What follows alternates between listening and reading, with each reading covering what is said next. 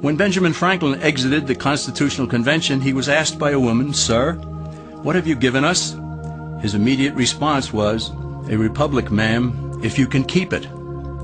Yet most Americans today have been persuaded that our nation's governmental system is a democracy and not a republic. The difference between these two is essential in understanding Americanism and the American system.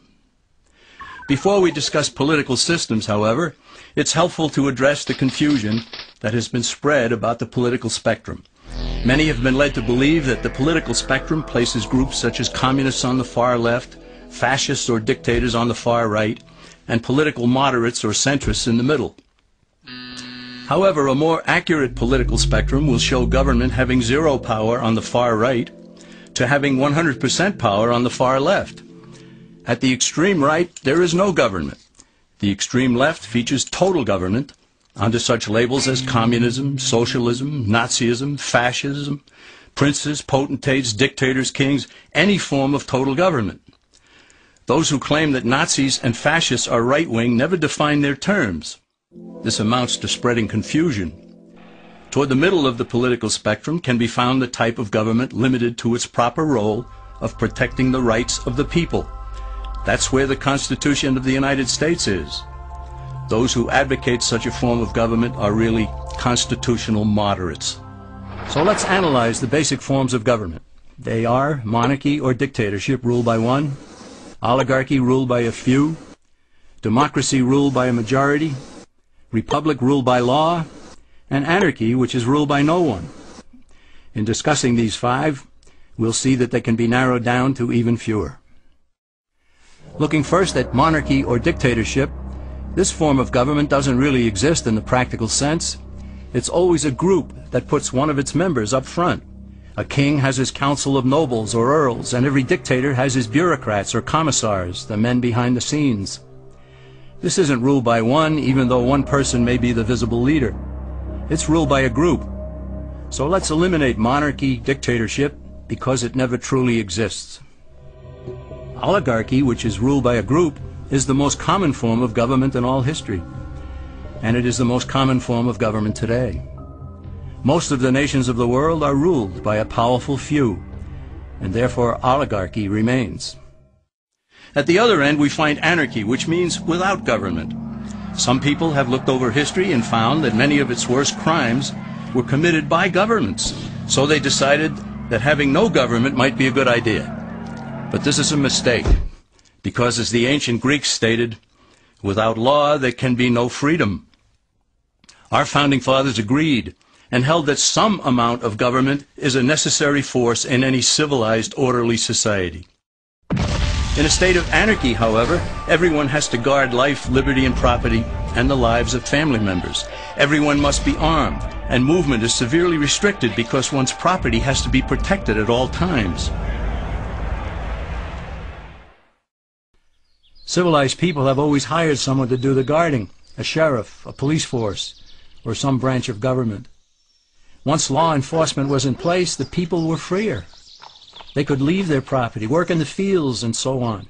In short, the proper amount of government makes everyone freer. There are some who advocate anarchy, however, not because they want no government, but because they don't like what they have. They use anarchy as a tool for revolutionary change. The condition of anarchy is very much like a vacuum where something rushes in to fill it. These calculating anarchists work to break down the existing government with rioting, killing, looting, and terrorism. Tragically, the people living in such chaos often go to those best able to put an end to it and beg them to take over and restore order. And who is best able to put an end to the chaos? The very people who started it. The anarchists who created the problem then create a government run by them, an oligarchy, where they have total power. This is exactly what happened in Russia that led to Lenin taking total power, and in Germany where Hitler's brown shirts created the chaos that brought him to power.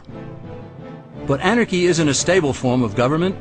It's a quick transition from something that exists to something desired by the power-hungry. It's a temporary condition, and because it isn't permanent, we eliminate it as well.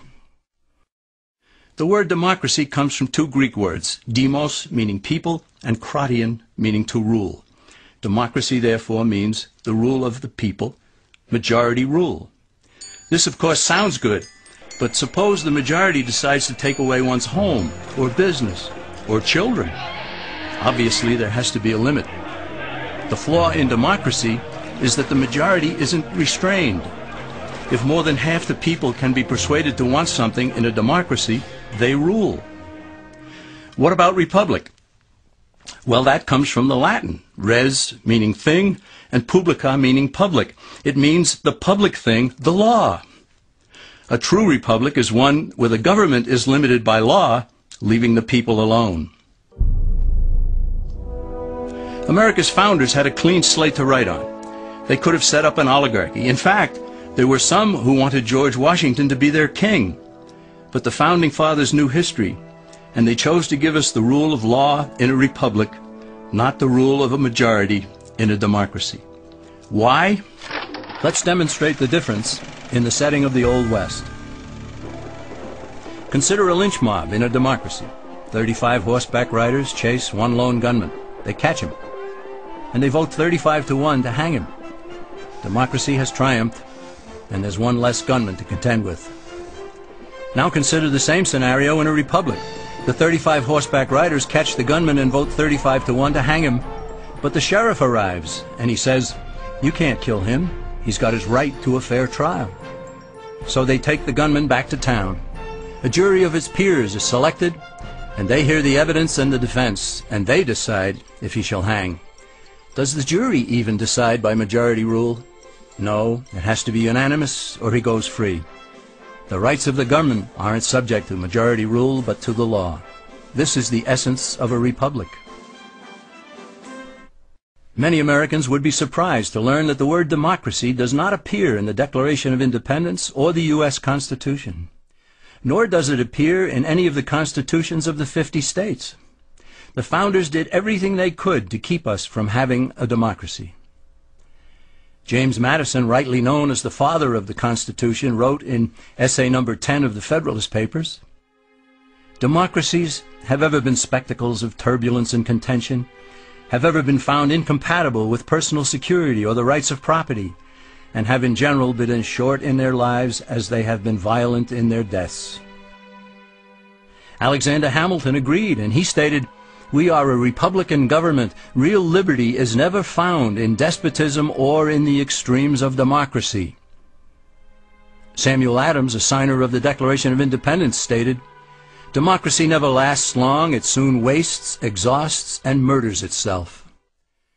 The founders had good reason to look upon democracy with contempt, because they knew that the democracies in the early Greek city-states produced some of the wildest excesses of government imaginable. In every case, they ended up with mob rule, then anarchy, and finally tyranny under an oligarchy. During that period in Greece, there was a man named Solon, who urged creation of a fixed body of law not subject to majority whims. But where the Greeks never adopted Solon's wise counsel, the Romans did.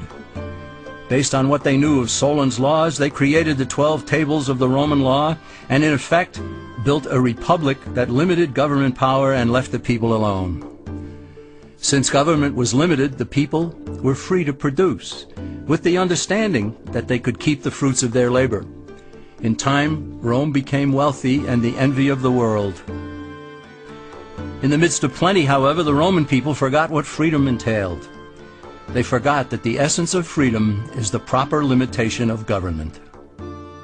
When government power grows, people freedom recedes. Once the Romans dropped their guard, power-seeking politicians began to exceed the powers granted them in the Roman Constitution. Some learned that they could elect politicians who would use government power to take property from some and give it to others.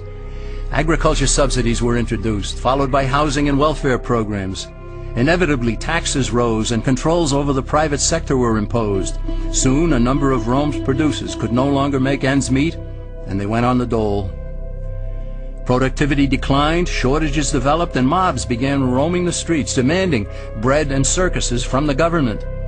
Many were induced to trade freedom for security. Eventually, the whole system came crashing down. They went from a republic to a democracy, and ended up with an oligarchy under a progression of the Caesars.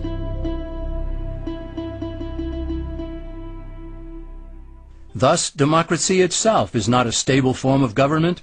Instead, it is the gradual transition from limited government to the unlimited rule of an oligarchy. Knowing this, we as Americans are ultimately left with only two choices. We can keep our republic, as Franklin put it, or we will inevitably end up with an oligarchy, a tyranny of the elite.